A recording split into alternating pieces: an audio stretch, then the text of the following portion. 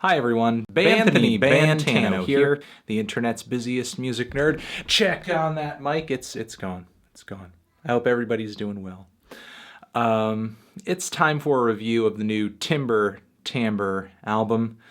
Sincerely, Future Pollution. Timber Timbre is a Canadian musical project fronted by singer-songwriter Mr. Taylor Kirk, and so far they've released a handful of albums which I have loved, all of them to some degree. Even though they're not one of the most popular bands around right now, I think Timber Timbre has a pretty unique sound, style, approach to music. I and many other people have likened it to the music and the films of David Lynch in its eeriness, in its kind of fetishization of vocal pop and rock music from the 50s. There's something very vintage and very scary and very unsettling about the music that these guys make, and I love it. If you ever get the opportunity to listen to their previous project, Hot Dreams over here, mirror effect, please do yourself that big favor. There's just something about the atmosphere of Timber Timbre that's so amazing to my ears. Not only that, but Taylor Kirk's voice. It's so forlorn and kind of sour, just very weird. Pairs very well with the incredibly creepy and dark and sometimes threatening lyrics that Kirk sings in his songs. And while I wasn't anticipating they release a new album this year, I'm always excited when a new Timber Timbre album is announced. And man, my excitement for this record was stomped right into the dirt right away once I started hearing the teaser tracks to this album, because it just seemed like such a 180.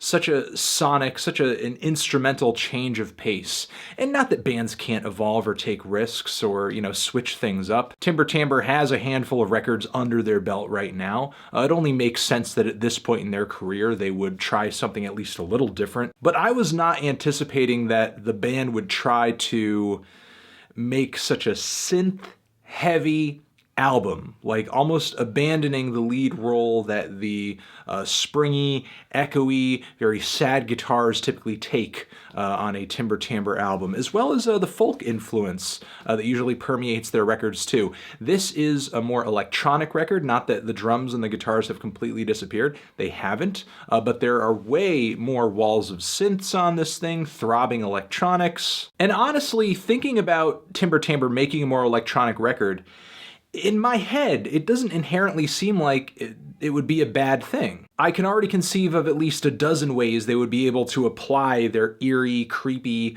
frightening sound to a more electronic palette. But that does not happen effectively on this record. When it comes to actually doing the sounds of synthesizer music and electronic music any justice, I think this record really falls flat on its face. Nor do I think Timber Timbre effectively translates their sound to what they're trying to do here all that well. There are tracks on this record like Velvet Gloves and Spit or Moment, songs that at their core seem a lot like other Timber Timbre tracks, seem like a formulaic Timber Timbre track.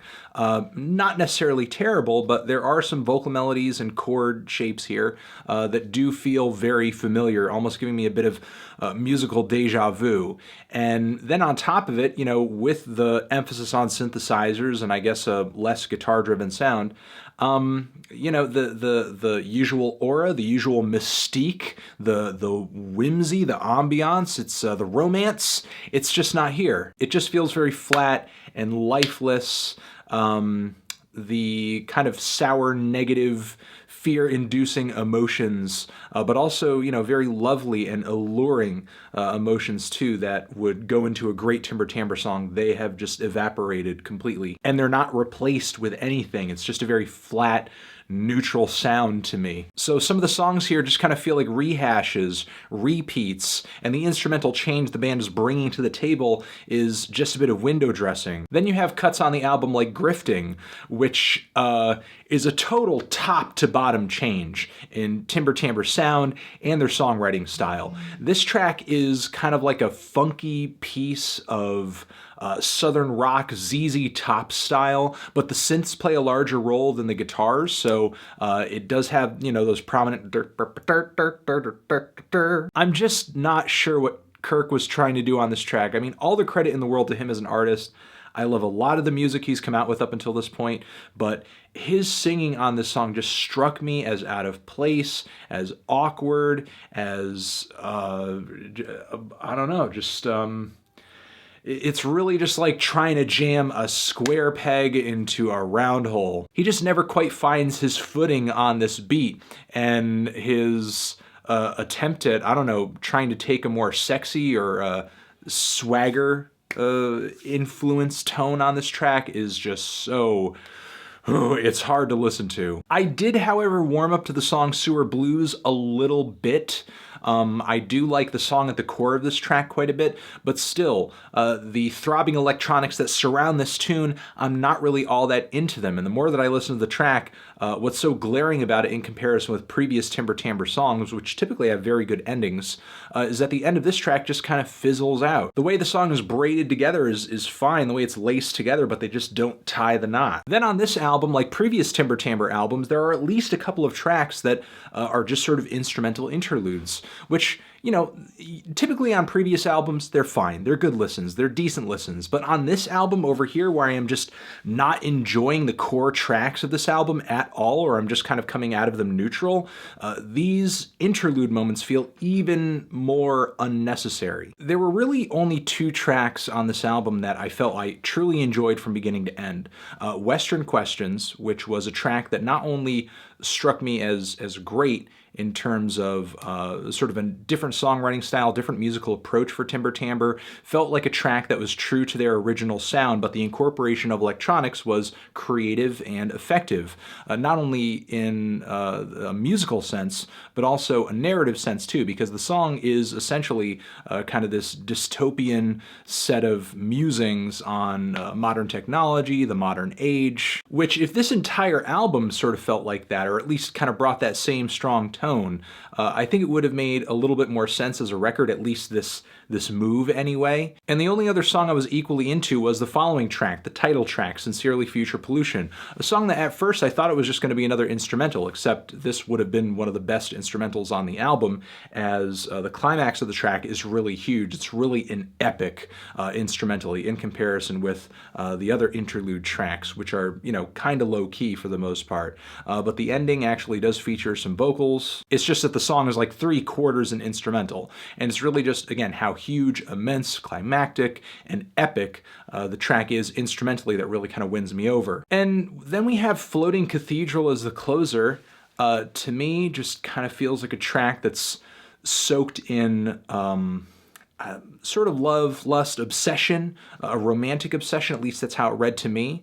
And in a lot of ways, especially with the springy, very lovingly stroked guitars all over this track, it kind of strikes me as, you know, another Timber Timbre song that's pulling from some vintage vocal pop. Again, not necessarily a bad thing, nothing altogether new for them, with the exception of the droning, warped kind of electronics moaning away through the majority of the track, which the more that I listen to it, the less I think they actually add to the song itself. It just kind of feels like this tacked on, lazy instrumental idea sort of introduced into the track, just kind of make it fit with the aesthetic of the rest of the album. While, sure, maybe to a degree I would have and could have lamented a Timber Timbre album that sounds like every other album the band has come out with thus far, I would have preferred that to some kind of half-hearted change of pace, which I don't think the band completely conceived exactly how they would go about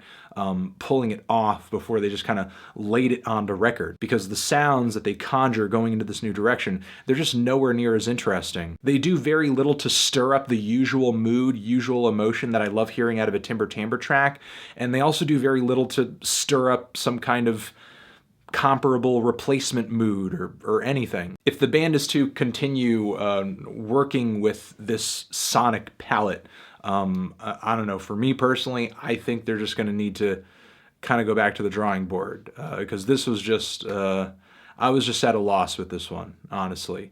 I'm feeling a strong 4 to a light 5 on this record. Transition. Have you given this album a listen? Did you love it? Did you hate it? What would you rate it? You're the best. You're the best. What should I review next? Hit the like if you like. Please subscribe, and just leave an angry comment in the comments if you're angry. Okay? Videos next to my head I think you should check out.